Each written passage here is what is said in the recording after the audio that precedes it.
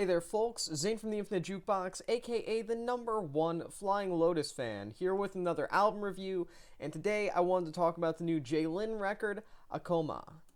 Jlin is undeniably one of the most noteworthy and boundary-pushing names in the post-DJ Rashad era of footwork, rest in peace, and whether you find yourself more enamored with the sort of tribal inspirations that she developed on 2017's Black Origami, or 2018's more classical-oriented autobiography, some of the most creatively distinct records that were produced in more popular electronic music throughout the late 2010s came from her specifically. I say popular with an asterisk next to it because obviously a lot of what she does isn't really applicable towards mainstream audiences, but nonetheless, critically acclaimed electronic albums. She's one of the most well-known, well-regarded out there, and for good reason. While she spent the first few years of the 2020s primarily putting out EPs that got tragically little attention, despite being flawed in their own respective ways and not really standing out as much as her full-length studio albums, the time has finally come for Jlin to put out another full-length LP, Akoma, and Akoma is a record that feels more like a proper culmination of a variety of sounds than just a regular return after a few years of not putting out a proper full-length studio album. This album actually feels very unique even by her highly idiosyncratic standards.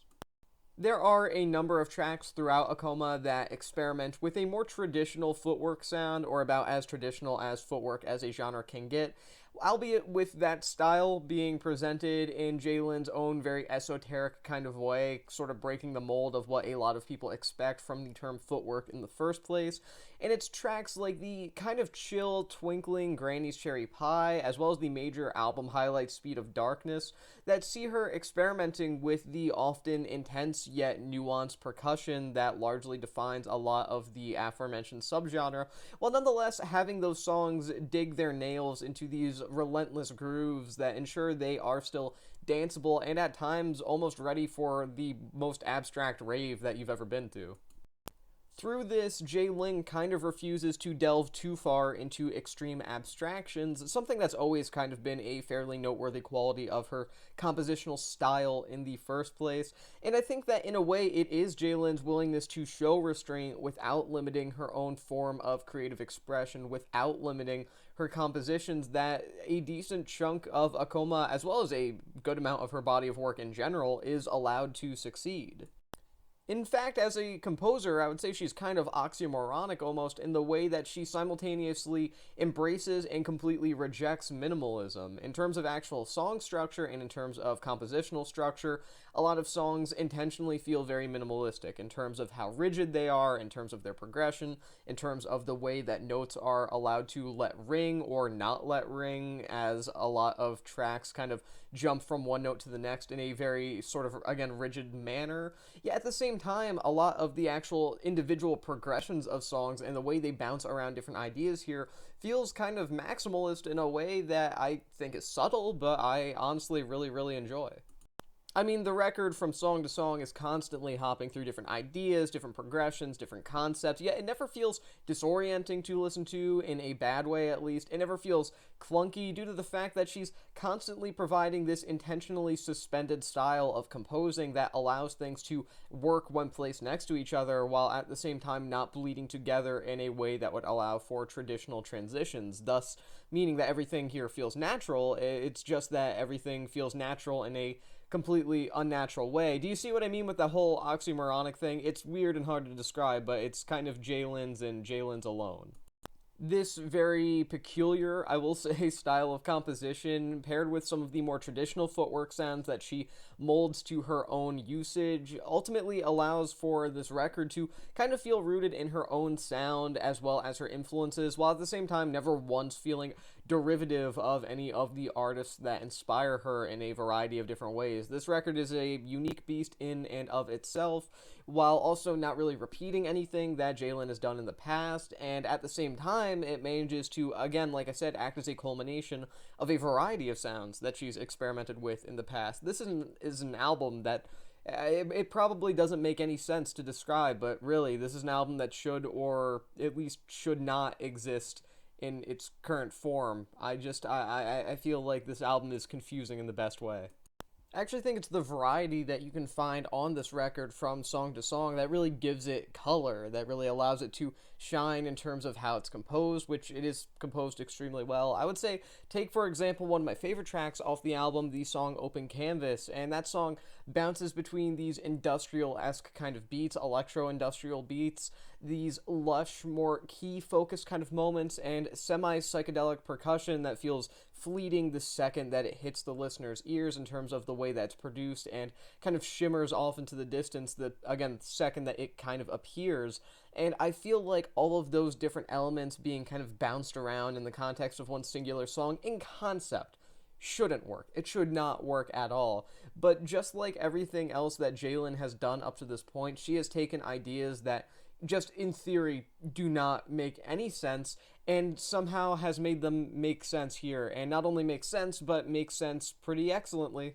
And I should mention that the aforementioned song, Open Canvas, it also has all of these ideas sort of deteriorating, decomposing as they go on before kind of bouncing back up. There's a moment about 3/4 of the way into the track where everything kind of comes to a halt because everything has fallen apart before immediately kicking back into normalcy as if nothing had happened at all. And I think it's a very interesting thing because that's something that happens a couple of times throughout the record in various different forms. And that kind of goes to show that there are a variety of ideas being reused throughout this record at different points, but not necessarily in a way that feels repetitive or in a way that feels like she's running out of ideas or anything like that. Rather, I can't help but feel that a lot of these concepts that she's delivering that are kind of being, sort of reused now and again throughout the record are being reused because she's finding different contexts to put them in, finding different ways to apply them to different compositions so that they can appear in a completely different light. And because of that, I think that this is an album worth paying attention to multiple times for the sake of going back and, discovering something that happens again later in the album that you didn't notice the first time around. This is a very wildly detailed album, and even if there are a couple of moments that maybe just for a brief second lose me here or there, I really do think that this is wildly impressive. And that isn't to mention Jlin's experimentation with some sampled artists here, with the kind of semi-collaborations that she does. The two most notable in my eyes are Björk on the album opener, Borealis, where she manipulates some of the Björk vocal samples on that track, and the album closer, The Precision of Infinity, where she manipulates some piano work from pianist, avant-garde minimalistic composer Philip Glass, easily one of the most highly praised composers of the last 100 years, and surely a pretty major influence on Jlin in the first place. The guy has some great piano work on that track, and I'm not gonna lie, The Precision of Infinity, it's one of my favorite songs so far this year. What do you want from me? Look, I was trying to hide it. I was trying to be subtle about it. I was trying to be normal about The Precision of Infinity. It is maybe top 20 song material for this year so far, maybe top 10. It is a stunning way to close out the record, and the manner in which Glass's piano work is involved in that track, the way it's manipulated, contorted into the context of this track that's simultaneously danceable and also too abstract to even move to even slightly. It just becomes this song that feels like it's something else entirely. Don't get me wrong, this whole album is great, but I really do think that a major, major selling point of this album as a full listening experience is getting to the very end to hear The Precision of Infinity and the way that it closes things out. Maybe the best album closer we've gotten from any record so far this year. I digress. The samples that Jlin does work with here prove that she's capable of reworking, remolding pre-existing ideas to fit the mold of her own creative vision, which is a skill that I think goes highly underrated in a lot of composers, a lot of producers, a lot of people that work with samples out there. And yeah, as a whole, I just think that virtually every single song on Akoma, for the most part, has this sort of chameleonic quality about it, and the record is better off for it, not only in the way that it bounces through different ideas from song to song or within a single song, but also that it sees Jlin experimenting with a variety of different concepts and putting them in different lights where they get to shine in a variety of different ways and in numerous different contexts throughout the course of a single record, thus allowing her to show off a lot of her skills and abilities as a composer that I feel would be more limited if she weren't willing to be so daring like she is on here. I would say, however, the biggest reason that one could view Akoma as a record that is representative of Jlin's various influences is the fact that it embraces many of the sounds of her past records, though interestingly enough, not necessarily at the same time, at least very rarely at the same time, as most of the different sounding tracks here, the tracks that take influences from different parts of her creative background, feel like almost isolated incidents, and I don't necessarily think that's a bad thing. It's just kind of an observation that I've made about this record. I think it's very intriguing in that way. The classical and semi-orchestral influences you would have gotten from a record like 2018's Autobiography can be found in the purposefully awkward and somewhat dissonant manipulation of strings on tracks like Soda Light, which features a very nicely executed and mess around with sample of the Kronos Quartet, as well as cuts like Summon, another really excellent track of this record, and it's kind of nice to see those orchestral influences reappear here on this album, not necessarily in the manner of being a proper orchestra, but in Jlin's own abstract take on what an orchestra can look like in the context of her own music. I would say even the structure of the record itself could be viewed as being at least adjacent to a particularly story-driven symphonic poem of sorts, again, through the lens of Jlin and her own highly esoteric means of creation. Elsewhere, one can find the previously mentioned Black Origami's significantly more raw style of percussion on tracks like the Back-to-Back, Challenge, To Be Continued 2, and I Am, both of which handle these sounds in a manner that I would say acts as a nice break from the synthetics of the album before that point, without overstaying their welcome, and after that allowing the record to kind of, at least for the most part, return to what it was dealing with sonically towards the first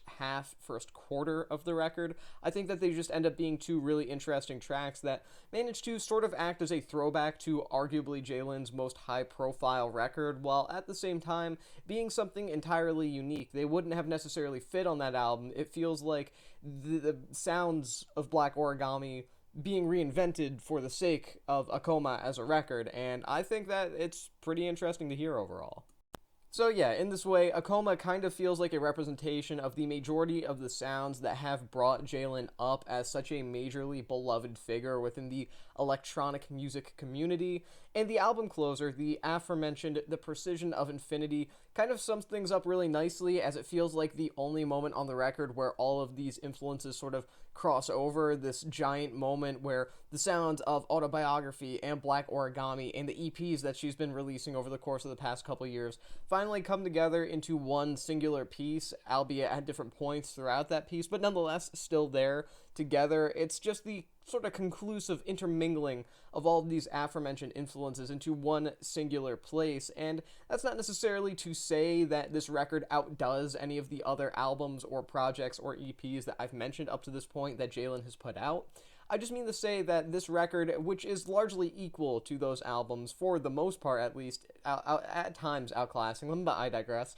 is a record that is heavily based around restructuring ideas that we've seen from her in the past and putting them into a context that feels entirely fresh, to the point that if you hadn't heard those records beforehand, you would probably assume this is a newly debuted artist with just how much life can be found within this record. So fresh, so enlightening at times, so moving in its best moments, and with a finale that is easily one of the best album closers of the year so far.